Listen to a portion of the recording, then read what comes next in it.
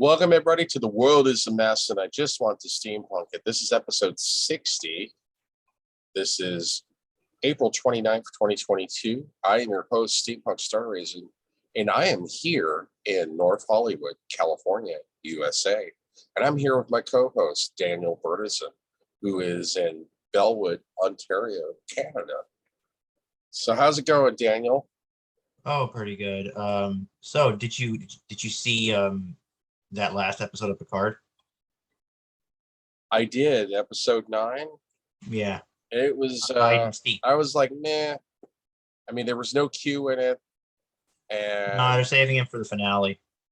And the problem is that it was kind of absurd and it contradicts the Borg. You could tell it was done on a really low budget.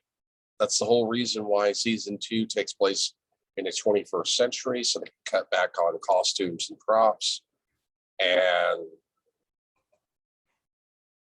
you know, the Borg, who she had plenty of time to assimilate, the SEAL Team 6, they still looked human. They didn't look modified at all, except for that they had green laser scopes on their assault rifles. It was kind of absurd. You could tell. I mean, like on streaming series, because they're not getting paid millions of dollars from advertisements. It really shows that they don't have the revenue to do a proper show. I mean, whether it be like Hawkeye or Falcon and the Winter Soldier, even to a large degree, the Book of Boba Fett felt restrained. So not only are you getting a reduced number of episodes of Star Trek Picard, you were also getting lower quality, and it shows it's not that everybody can see it, because unless you sign up for one of the streaming services, or unless you're signed up for CBS All Access, you're not going to even be able to watch the show. And so it severely limits the amount of advertisement. It severely limits the number of viewers who'd be watching it. And it really shows. I mean, the Borg were absurd in this episode. They didn't even look like Borg. They just looked like mercenary henchmen. I don't know if I like the idea of what I like to call the murder doctor, or it makes sense because she's kind of evil, but it makes no sense that in season 2 she's allowed to stay in Starfleet and Picard even trusts her, which makes no sense because she killed Maddox in season 1. I don't know if I like this idea where, well, I have merged with Borg Queen. Now I am kind of good, sort of, but I'm still going to steal the starship and strand everybody in the 21st century. Yeah, I mean, and the action scene was kind of lackluster, and it makes no sense because of the Borg. I mean, I guess from a certain point of view, because the Borg Queen was at conflict with the murder doctor, or Dr. Girardi. Am I pronouncing it correctly? Yep. Dr. Girardi, yeah. Because she's at conflict with Dr. Girardi, she encrypted the lockout. And then you got a character who's been dead the entire season. What's his name? The Romulan guy with the sword? Elrond. Elrond, that's right. See, I don't even care enough about these last 2 seasons to even memorize the character names. But yeah, Elrond, he's been dead the entire season, but now he comes back as an emergency combat hologram. But yet, he still chooses to use a sword instead of an assault rifle. It makes no sense. Yeah, it's interesting. Against people, he picks up a Phaser assault rifle, and he's like, "No, I'll just get a sword." Mm-hmm. And that makes no sense. Gets people with assault rifles. And these are supposedly people from SEAL Team 6 who've been assimilated. So they should have combat training and be able to counter somebody with a sword. So yeah, I thought the episode was kind of absurd, and I have not liked Star Trek Picard thus far. And we're already all the way up to the end of episode 9. We only got one more episode for redemption, and somehow I feel like they're gonna mess it up. Go ahead. What's your response to Yeah, yeah. They're like kung fu people, soldiers. They're really good. Yeah, yeah.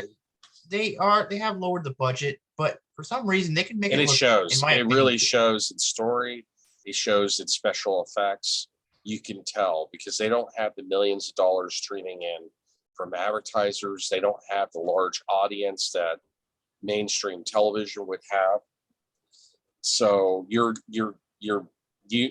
having to limit the production costs based on the limit of the actors that you're willing to pay them and the audience that pays for subscriptions. And I just don't think it's going to be enough to keep up a good quality show. Definitely inferior to Next Generation. Mm. And Well, I inferior think to this season Voyager. I mean, yeah, I think really it's good. cool that Seven does eventually mention Voyager, but I just thought it was very contrived that she gets the same implants in the exact same place, because this is an older timeline where she never got assimilated. She was always human. And then, they wrote into the plot, well, we got to give Seven back her implants. So let's make it where the Borg Queen has now become kind of good because she's crossed with Dr. Girardi and she decides to trade a starship for Seven's life. It makes no sense. It's kind of goofy, very contrived. Yeah, so I didn't really care for this episode that much. Sorry. I know you probably liked it, but I thought it was kind of hokey. Yeah, I mean, it could have been better, but I liked it. It was pretty good. I Well, it's mean, entertaining. I for a mean, low budget show. on a scale of 1 to 10, I would give it probably a 3. But Yeah, it's yeah, still better. It's yeah. still better than Star Trek Discovery, but that's a low bar, man. That's a low bar. Mm. I I stopped mean, watching Star Trek Discovery in the middle of season 2 because it just got too absurd and too offensive to my intellect. so yeah, it's pretty. I mean, for a low budget show, it actually looked pretty damn good in my opinion. I mean, Well, the I story know. sucks. The story sucks. It's just dragging you along. It just feels like another filler episode. They're just dragging you along. Yeah. For what it feels like is they got 10 episodes, but man, we only got enough story and enough budget to really do one episode. So we're just going to string you along from episode to episode. We're going to have very little character development. Oh, let's just artificially throw in a romance between Captain Rios, the Stargazer, and that doctor that he met in the 21st century, which, if you're talking about contaminating the timeline, that's just totally absurd.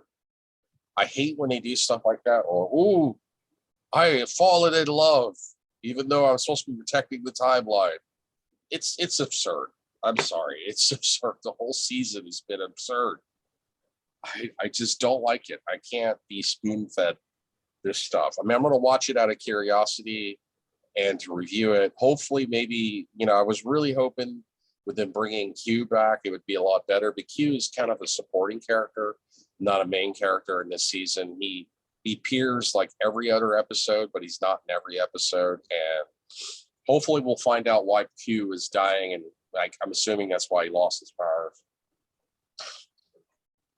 Maybe they could wrap this up in a tidy way, but I am looking forward to season 3 because Star Trek Nemesis was not a proper send-off to the Next Generation cast. So hopefully they can remedy that. They got one more season to fix it. And I think after that, Patrick Stewart said that's all he was going to do was 3 seasons. Mm-hmm. I think they only, because everyone's saying he's too old, and he's not too old. He's just old, but he's not too old. You're never too old as long as you're in good enough health to memorize your lines and to be able to perform.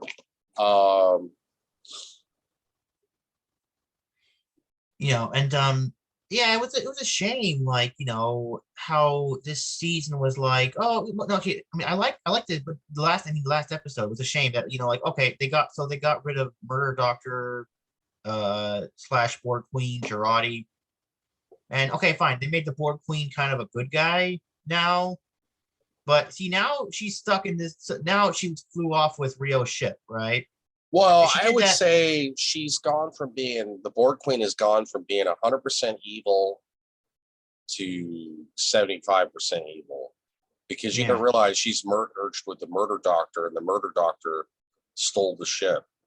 So she's about 75% evil. So, Hmm. but it's still kind of dorky. Well, I'm kind of good. I'm going to resuscitate Seven. That's a fair trade. I'll take your starship in exchange for resuscitating Seven. Although I'm going to leave you stranded in the 21st century. I don't know. It's just absurd.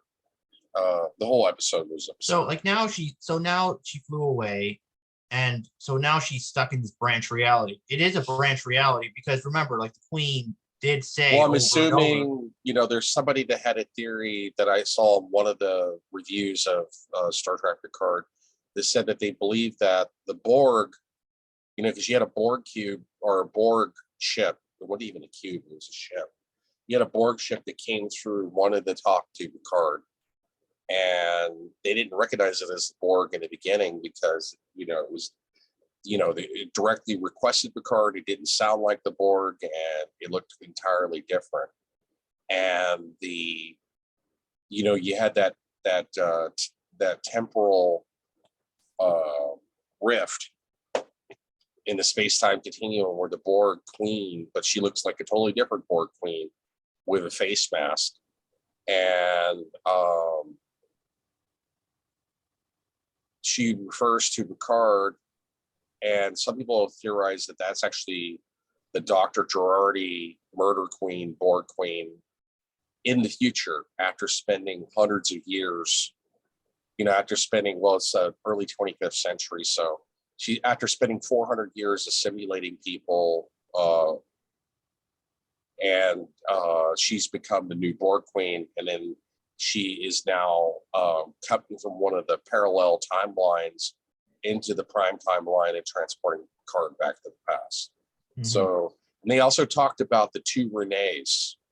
So that's an interesting dynamic. I think that's a clue that this is a fractured timeline. Yeah, it is a So it could parallel. be It is, interesting depending on how they wrap it up. But like I said, this episode just seemed absurd with the way the Borg just easily got defeated. And they don't even look like Borg. They just got green laser scopes on their assault rifles. Other than that, you would never know they were Borg. When I think about it, it kind of makes them look scary in a way. They The didn't look green scary laser to me. scopes. They just look absurd.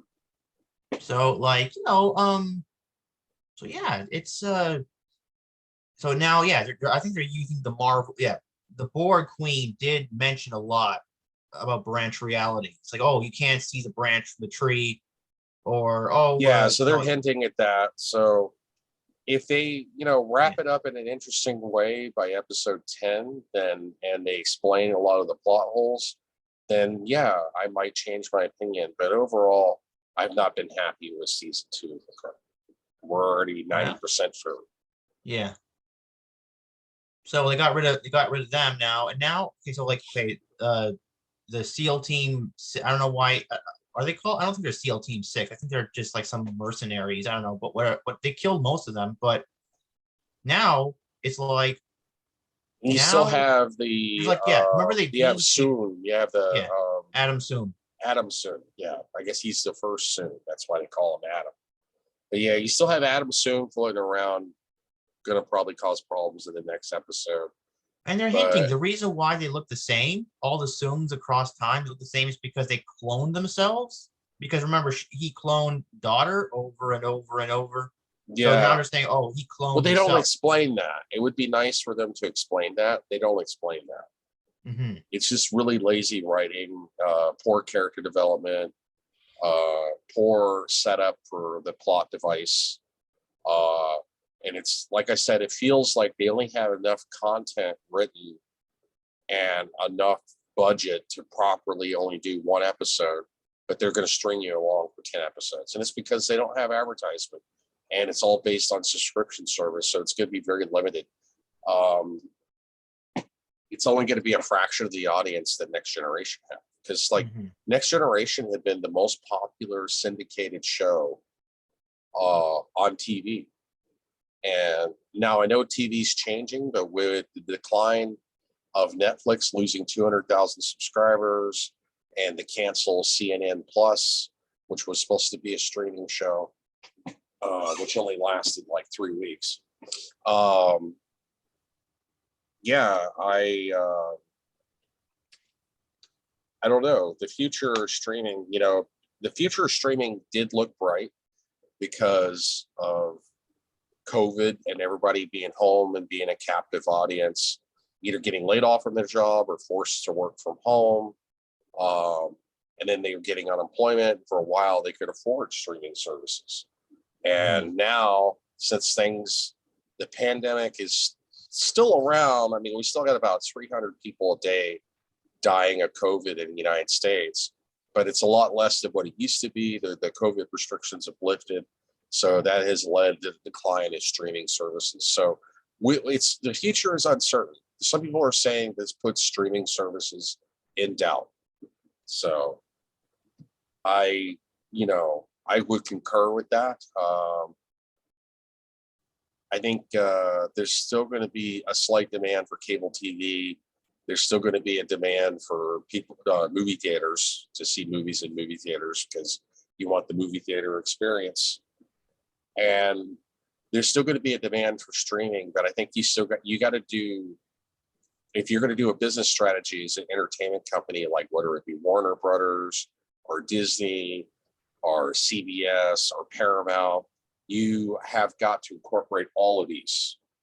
You gotta have like a trans business model.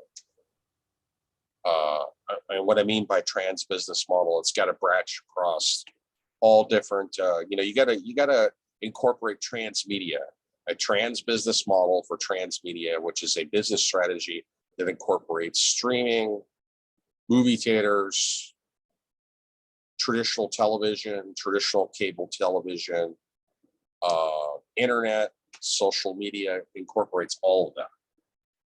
And I think it's adapting, and we'll see. The next 10 years for streaming and entertainment should be interesting as long as we don't have World War III. Yeah, definitely. Otherwise, if we have World War III, the entertainment will be, like which pet dog do I eat on the grill because I'm starving to death and I can't buy groceries, and should I film myself on cooking dog tips? Because that's what, in the post-apocalypse, that's what pet dogs are. They're fast food for the apocalypse. But hopefully yeah. it won't come to that. And So like on that topic, you know what? It's just so unfair. Like some people can have a temper tantrum, and that causes a war in Ukraine, and like civilians and soldiers on both sides, Ukrainian soldiers and Russian soldiers, they both die on a daily basis because of one man's temper tantrum. I'm talking about Putin. He has a temper tantrum, and it's okay. It's legal for him. Yeah, and I think capitalism definitely weakened the Russian army, because if it had been the Soviet army, it would have been a lot stronger. Now, granted, you still have some officers who had been around, but not many, because the Soviet Union fell apart in 1991. And the Russian army has been very inept, very disorganized with supply and logistics, and suffered really heavy casualties, including senior officers. And so, yeah, I mean, it's been coming for a while, and we've always, instead of trying to work with Russia, we've been increasing the rift with Russia. That doesn't justify Putin invading Ukraine, but yeah, the whole war in Ukraine's been a mess, and the Russians have been woefully incompetent and did worse than expected. Like when it comes to drones, and I don't know why they don't have. It used to be like the Russian armored brigades and Russian armored divisions and regiments They used to have like a SAM missile battery and radar to be able to detect drones or approaching aircraft of any sort and be able to shoot them down. They used to have better combined arms. So I think that, Putin with the Russian oligarchs, they have kind of collapsed under their own greed because they have converted to capitalism. The Russian army is definitely not nearly as effective as it was 31 years ago. Because when it was the Soviet army, they wouldn't have made those kind of mistakes. They had better combined arms tactics. They had better logistics. Now it's all about, you got defense contractors from Russia who are responsible for a lot of the logistics and a lot of the supplies of the Russian army. And I think they're getting stiffed. And he's getting stiffed by some of his own Russian oligarchs. And it's just as well for Ukraine. But, at the same time, Ukraine's got several battalions of Nazis. The Azov battalion is not the only neo-Nazi battalion in the army.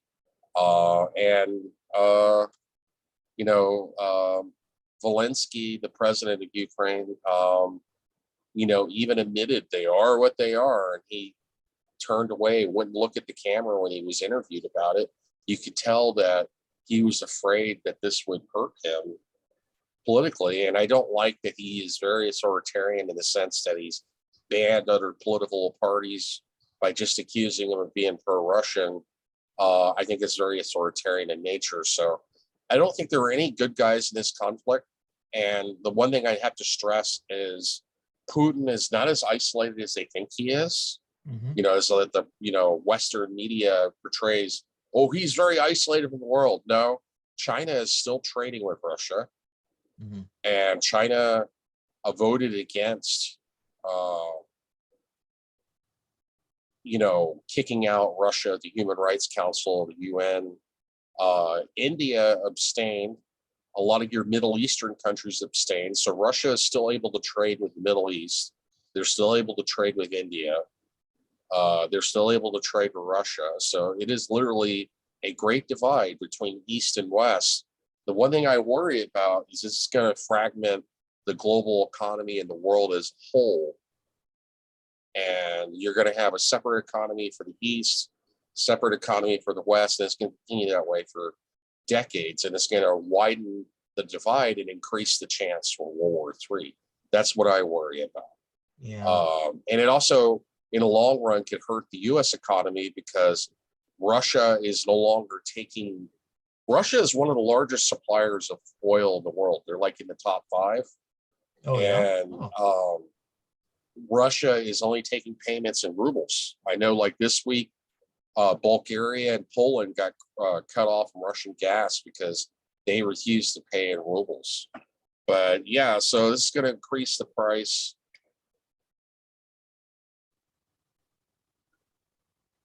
of gas, oil. It may even lower the value of the dollar in the long run because now you have one of the top producers. Yeah, because we're still using the petrodollar, right? Yeah, you have one of the top producers of oil now only taking rubles instead of petrodollars. And they still have trade with Saudi Arabia, which abstained in the UN vote. They still have trade with Pakistan, India, China, essentially the entire East. It's only the EU and the United States that have, cut off and done trade sanctions with Russia. So yeah, I don't think it's good for the world in the long run to divide East and West. I don't like what Putin's doing, but I also think it's a mistake what the United States is doing. And you can't really claim neutrality when you're giving weapons to Ukraine. But yeah, this rift in the global economy, which is starting to widen, I'm worried that it's going to create the slow, long march to World War III. It may not happen this year, but it might happen at some point in the next 10 or 20 years. It depends. But but yeah, I mean, I think capitalism has definitely backfired in the Russian economy, and I think it has weakened the Russian army because they're dependent on third-party military contractors to provide supplies and logistics. And you can tell that there's been a shortfall in that because somebody's pocketing the money. So we shall see. I would have never predicted that the Russian army did so poorly. We shall see. I don't know how long this war in Ukraine is going to last. I don't think it's going to end anytime soon. But yeah, we're down to about 5 minutes. So any last thoughts or words for now? We're down to 4 minutes before we end this podcast. You have any other thoughts, Daniel? Yeah, like I was saying, it's so unfair. One man has a temper tantrum. Oh, sorry, correction. I just checked my time. Yeah, we have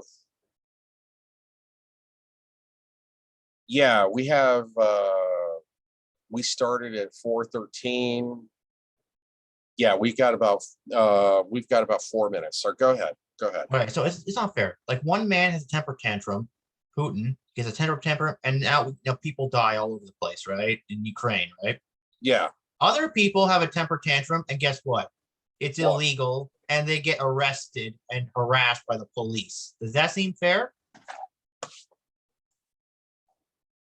You're being very vague. It really depends on the context. When you're talking about nuance, yeah, I would take that on a case-by-case situation. I would need to know more. It's just like not fair, like it people with power. Are you talking about yourself? Or are you I'm talking about it's not just myself, but other people. I mean, like people protest unfair treatment and they get thrown in jail and beaten. But other people, they protest and that is totally legal for them. This whole world is screwed up, Well, I agree that the world is screwed up. I don't know if there's going to be an easy fix for it. There's pandemonium, chaos everywhere. The cost of living, hyperinflation in the United States. I mean, they talk about hyperinflation when it comes to the cost of goods and food, but there's been hyperinflation when it comes to medical care, when it comes to rent. You can't even scrape by with a minimum wage job these days. Even with the California state minimum wage, you can't even scrape by. The California state minimum wage is $15 an hour now, but rent has gone up so high that it doesn't matter. You still wouldn't even be able to afford a 1-bedroom apartment. Yeah. Unless you're getting rent assistance, but yeah, it's hard with these times. These are definitely troubling times. I don't know if it's going to get any better anytime soon. Dan. You mentioned something about COVID kind of ending like a little bit. Like now there's like only 300 people a day. Well, the COVID restrictions have lifted, businesses reopen. I'm still wearing my mask. Have been lifted. They got the vaccine now, and with the majority of people in the United States being vaccinated, deaths are way down. So with the business restrictions lifted and people not working from home anymore, and people not being able to draw unemployment anymore and getting out and about, there's definitely less demand for streaming services. That's what I was saying earlier. Yeah. So but I heard that there's going to be more variants coming in the future, right? So it doesn't really matter if people are all. Well, yeah, there's already 2 new variants, but there hasn't been much news about that. We shall see. We'll probably only make news if it kills a lot of people. But I mean, at least, headline news. But we shall see. It's hard to say. It's hard to say for sure. But we're almost out of time. We got 1 minute left. Any last thoughts? I hope that the new episode of the last episode of Picard is going to be a really good one. I hope so. And I remember seeing in a trailer when I think it was I haven't seen the trailer for episode 6. I'm sure they've released it by now, but we'll We'll What are the trailers? converge on that next week. They said like Disco. But we are out of time. We are out of time. Oh, I'm sorry. Thank you, Daniel, for joining me. This has been episode 60 of The World is a Mess, and I just want to steampunk it. You have a nice day, and I will see you 25 billion years. I will. Bye.